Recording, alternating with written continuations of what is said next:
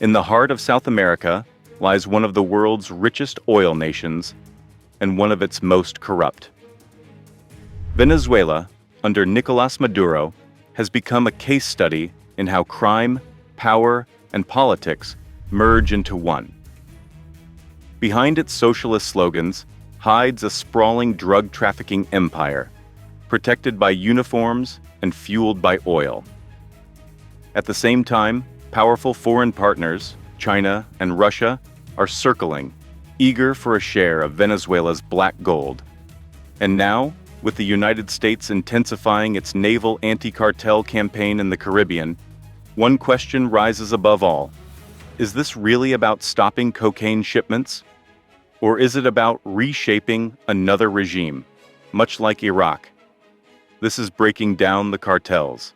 Tonight, we explore Venezuela's narco state, its global alliances, and whether a new regime change may already be in motion. Section 1. The narco state. Nicolás Maduro, bus driver turned president, self-proclaimed protector of the revolution, is, according to U.S. prosecutors, also a central figure in an international drug network. It's called the Cartel de los Soles, the Cartel of the Suns. The name comes from the sun insignia worn by Venezuelan generals. Those generals, investigators say, control airstrips, ports, and smuggling corridors that move cocaine north to the United States and Europe. In 2020, the U.S. Department of Justice indicted Maduro and 14 officials on narco-terrorism charges. They stand accused of using state resources, planes, ships, even diplomats, to ship tons of cocaine abroad. The evidence includes satellite data, witness testimony, and a famous case known as the Narco Sobrinos affair, in which two nephews of Maduro's wife were caught smuggling 800 kilos of cocaine. For many Venezuelans, these revelations confirmed what they already knew, that corruption in Caracas isn't just about money, it's about survival. As the economy collapsed, drugs replaced oil as a parallel currency. Military loyalty was bought not with ideology, but with shipments. The government didn't just tolerate cartels, it became one. Section 2. Oil and foreign allies. Despite chaos, Venezuela's underground treasure still glitters. It holds more proven oil reserves than Saudi Arabia. Once, that oil-powered prosperity.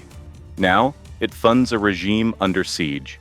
With sanctions closing Western markets, new buyers stepped in. China became Venezuela's largest customer, purchasing crude through hidden intermediaries and dark fleet tankers. Russia provided engineers, refineries, and weapons, taking payment in oil concessions. Together, Beijing and Moscow turned Venezuela into a geopolitical beachhead only a few hundred miles from the U.S. coast. For Maduro, these partnerships mean oxygen. For Washington, they mean alarm.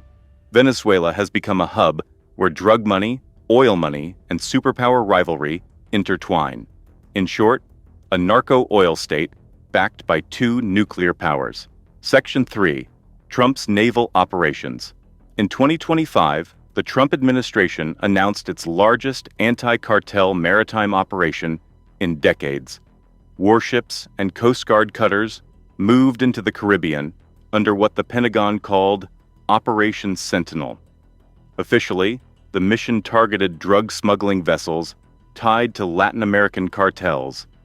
Unofficially, the deployment encircled Venezuela's coast, and everyone noticed. Trump described the cartels as terrorist networks, threatening U.S. security. Maduro called the fleet an act of war. Several high-speed drug boats were intercepted, some were destroyed. The U.S. framed each action as a defensive strike. But analysts saw something deeper, a potential prelude to regime change. Naval strategy documents described Venezuela as a primary theater for transnational criminal organizations. Critics warned that phrase could later justify escalation, the same rhetorical path once used in Iraq. Section 4. Could this become regime change? When does a counter-narcotics mission become a war for power? History says, sooner than we think. In 2003, Washington invaded Iraq over weapons of mass destruction that were never found. The deeper motives, oil, influence, ideology, emerged only later. Now the parallels feel uncomfortably familiar.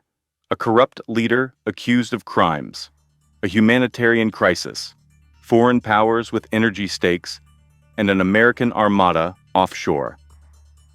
If Maduro's government collapses, what comes next? An opposition backed by Washington, a Russian-aligned military faction, or another failed state caught between cartels and chaos? Supporters of U.S. pressure claim Maduro's removal could restore democracy. Skeptics counter that regime change without reconstruction is a recipe for another Iraq or Libya. And beneath the politics lies the oil question. If the U.S. removes Maduro, who controls the wells? China, Russia, or Washington?